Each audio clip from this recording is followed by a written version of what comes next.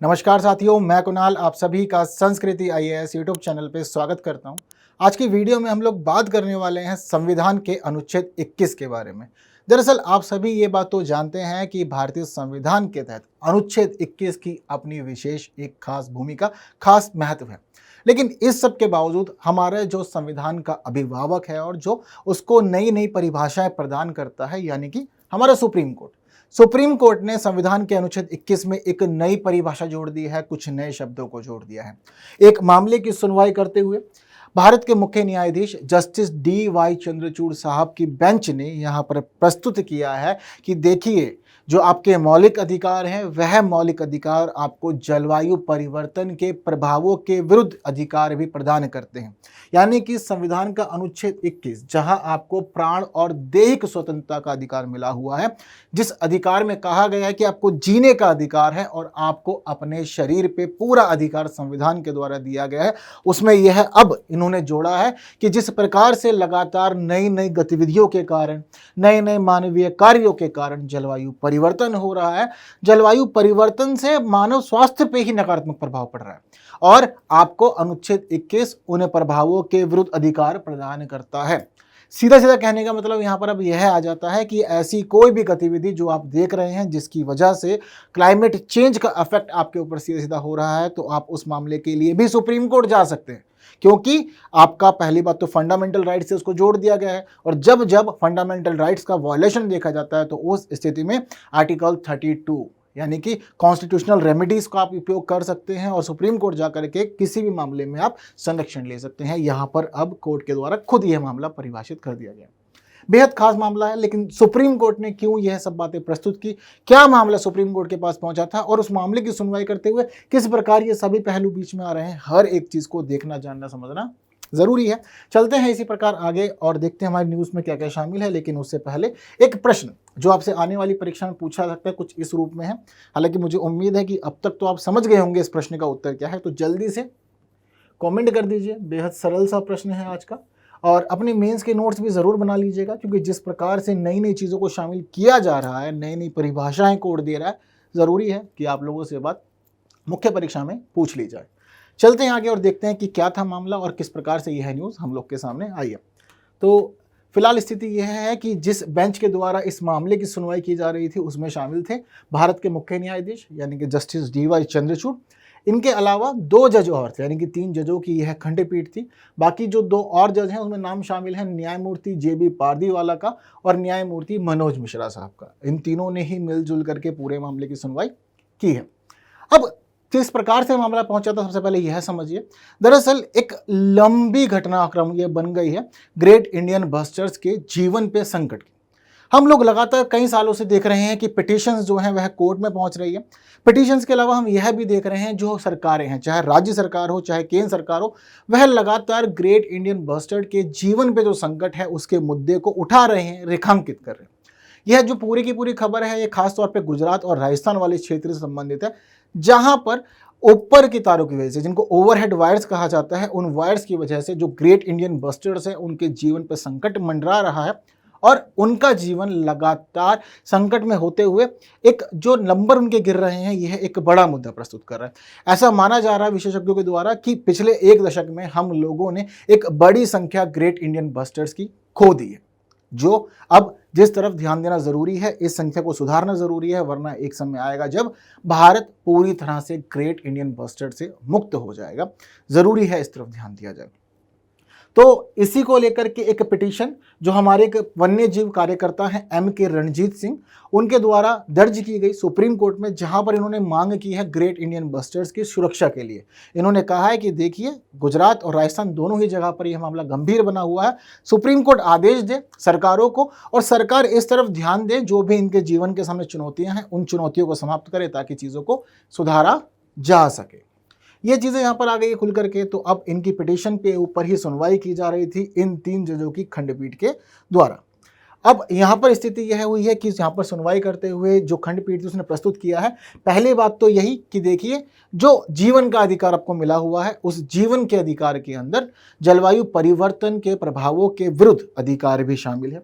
साथ साथ सुनवाई के दौरान इन्होंने यहाँ पर प्रस्तुत किया है कि देखिए, पर्यावरण संरक्षण और बुनियादी ढांचे के विकास के मध्य संतुलन स्थापित किया जाना बेहद आवश्यक है।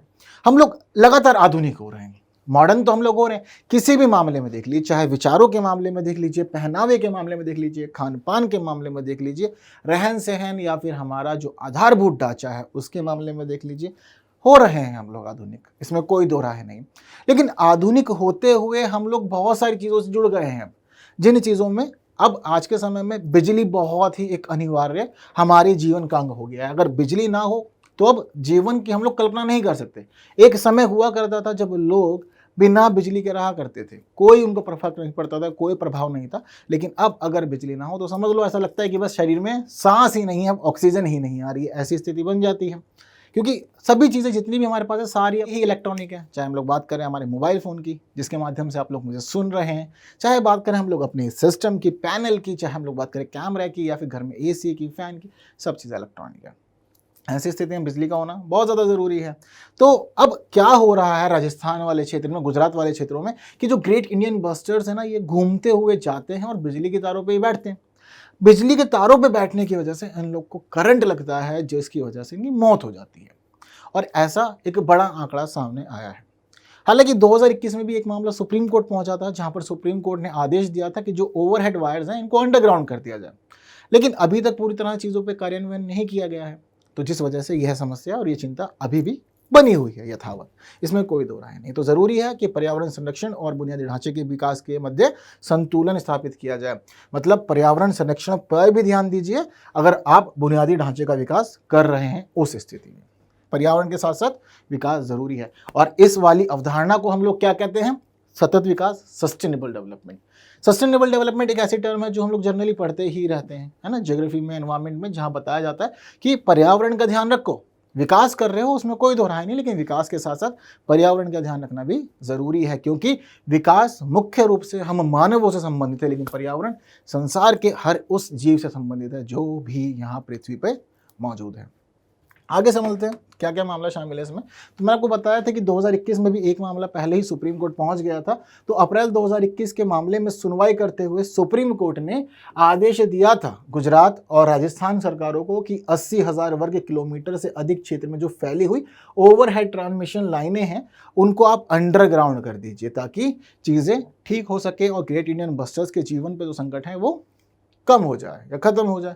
तो भूमिगत करना था, अंडरग्राउंड करना था वायर्स को। दूसरा इन्होंने कहा था कि जो जो मुख्य क्षेत्र हैं, जहां जहां पर ग्रेट इंडियन बस्टर्स पाए जाते हैं गुजरात और राजस्थान में, उन क्षेत्रों में आप बर्ड डाइवर्टर लगा सकते हैं, ताकि पक्षी जो हैं वह चीज़ों को जाने समझे और ऐसी जगह पर ना जाकर बैठे जहाँ उनके जीवन पर संकट की संभावना है। हालांकि आप सभी लोग बहुत सारी चीज़ों में यह भी सोच रहे होंगे कि हम लोगों ने अमूमन देखा है कि वायर्स के ऊपर कबूतर बैठे होते हैं, कौवे बैठे होते हैं, चिड़ियाँ बैठी होती हैं। सामान्य स्थिति है ना ये, पर उसके बावजूद ग्रेट इंडियन बस्टर्न इतना ज़्यादा वर्नरेबल क्यों है? क्योंकि जिन वायर्स पे ये बैठते हैं वह वायर जो है वह बहुत अधिक पावर की होती हैं, बहुत जल्दी इनको करंट लग जाता है, जिस वजह से दिक्कतें सामने आ रही हैं। 2021 के मामले की स्थिति इस प्रकार थी। अब पूरी सुनवाई करते हुए न्यायालय ने अपना पक्ष प्रस्तुत किया है। न्यायालय ने यहाँ साफ साफ कहा है कि देखिए, संवैधानिक अधिकार सबके पास है, संवैधानिक अधिकारों का उपयोग करते हुए आप लोग पर्यावरण के जो नकारात्मक प्रभाव है उनके विरुद्ध भी आपको अधिकार मिला हुआ है, इस बात का आपको ध्यान रखना है। तो न्यायालय ने साफ साफ कहा है, संवैधानिक अधिकारों पर जलवायु परिवर्तन के प्रतिकूल प्रभावों पर चिंता व्यक्त करते हुए जीवन और स्वास्थ्य के अधिकार के साथ पर्यावरण स्थिरता के अंतर संबंध पर जोर दिया गया है, जोर दिया जाना चाहिए। इन्होंने बातचीत की, इन्होंने वही बात बताया कि देखो, सब कुछ ठीक है, जलवायु परिवर्तन हो रहा है, लेकिन उसके बावजूद जीवन और स्वास्थ्य का जो अधिकार है उसको बनाए रखा जाना जरूरी है, पर्यावरण स्थिरता जरूरी है, इस तरफ भी आप लोग खास ध्यान दें। इन्होंने यहाँ पर प्रस्तुत किया कि जलवायु परिवर्तन की जो घटनाएं हैं वह घटनाएं आपके अनुच्छेद 21 के अंदर शामिल मौलिक अधिकारों को प्रभावित कर रही है। और यह जो लाइन है ना, बिल्कुल आप यहाँ देख रहे हैं, यह मोस्ट इंपॉर्टेंट लाइन हो गई है आपकी परीक्षा की दृष्टि से, क्योंकि पहले भी अनुच्छेद 21 के लेकर के बहुत सारे मुद्दे आए। बीते दिनों चर्चाओं में जो जो मामले थे बताऊं मैं आपको, अनुच्छेद 21 में शामिल है बैठने का अधिकार। काफी लोग सोचते होंगे बैठने का भी कोई अधिकार होता है, जहां मन किया बैठ जाओ। बैठने का अधिकार अगर आप एक खास पहलू में समझेंगे तो बेहद महत्वपूर्ण है। यह खबर एक शहर की थी जहां पर दुकान में काम करने वाले लोगों को बैठने की सुविधा नहीं दी जाती थी, और ऐसा आप लोग जनरली देख भी सकते हैं। अमूमन कपड़े की जो शॉप होती हैं, कपड़ों के शोरूम में अगर आप लोग जाएंगे, वहाँ आपको जो भी आपके अटेंडेंट होंगे उनके पास चेयर देखने को जनरली बहुत कम मिलती है। रीज़न क्या है, जो कंपनी है या जो मैनेजर्स वगैरह हैं वह मानते हैं कि अगर चेयर होगी तो ये अधिक बैठेंगे और ये कोऑर्डिनेट नहीं कर पाएंगे, कस्टमर्स पे ध्यान नहीं देंगे। और कई बार ऐसा भी होता है कि बैठने की वजह से कस्टमर का ध्यान नहीं जा पाता, तो इसलिए ज़रूरी है कि आप खड़े रहें और खड़े रह करके अपनी ड्यूटी पूरी करें। अब इस वजह से बहुत सारी महिलाओं को समस्या का सामना करना पड़ रहा था, जिस वजह से कोर्ट में पिटीशन लगी। कोर्ट ने स्पष्ट किया कि देखिए, बैठने का अधिकार आपके अनुच्छेद 21 में शामिल है। अलग अलग परिभाषाएं आती हैं, जैसे कि अब यह जलवायु वाला भी हम लोग देख रहे हैं, ये भी खास है। इसके अलावा अब यहाँ पर सुप्रीम कोर्ट ने कहा है कि देखिए, जलवायु परिवर्तन जो घटनाएं हैं उनसे अनुच्छेद 21 के मौलिक अधिकारों पे गंभीर खतरा मंडरा रहा है। अब जलवायु परिवर्तन में सब कुछ शामिल है, चाहे बात करें पर्यावरण प्रदूषण की, वायु प्रदूषण की, जल प्रदूषण की, सब प्रदूषण शामिल है।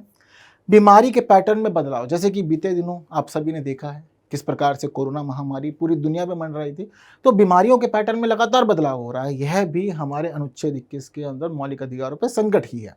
क्यों? क्योंकि अनुच्छेद 21 कहता है आप जियो, लेकिन क्लाइमेट चेंज हो रहा है, जलवायु बदल रही है, जिसकी वजह से हमारा जीवन पे संकट आ गया है, हम नहीं जी पाएंगे। तो यहाँ बोल रहे हैं कि यहाँ पर मौलिक अधिकार संकट में फिर आ गया। चरम मौसम की घटनाएं, अब आजकल क्लाइमेट चेंज हो रहा है, आप देखो ना, अनियमित वर्षा हो रही है, जब बारिश होनी चाहिए नहीं हो रही है, जब नहीं होनी चाहिए हो जा रही है, सुनामी आ रही है, चक्रवात आ रहे हैं, अलग अलग रूपों में आ रहे हैं। क्लाइमेट चेंज की वजह से ऐसा हो रहा है। तो मौसम की जो घटनाएं हैं वह भी आपके जीवन को प्रभावित कर रही हैं। और भोजन की कमी, बहुत सारे देश आज के समय में ऐसे हैं जहाँ पे भोजन को लेकर के संकट है। खासतौर पर अगर हम लोग अफ्रीका वाले देशों को देख लें तो वहाँ पर तो चिंता साफ जाहिर रहती है। वहीं दक्षिण भारत में आजकल बेंगलोर में जल संकट बहुत अधिक चल रहा है। ये सब क्यों है? क्लाइमेट चेंज की वजह से हो रहा है। चीज़ें क्लियर हैं? तो सुप्रीम कोर्ट ने चीज़ें क्लियर की है। देखिए, जलवायु परिवर्तन की वजह से अनुच्छेद 21 पे जो आपको अधिकार मिले हुए हैं उनके ऊपर संकट चल रहा है। इन्होंने यहाँ पर यह भी क्लियर किया कि देखिए, ग्रेट इंडियन बस्टर्स की जो घटती आबादी है वह मुख्य रूप से मानव द्वारा प्रेरित कार्यों की वजह से है। मानव जो जो चीज़ें कर रहे हैं उनकी वजह से ये जो ग्रेट इंडियन बस्टर्स हैं इनके जीवन पर संकट आ जा रहा है।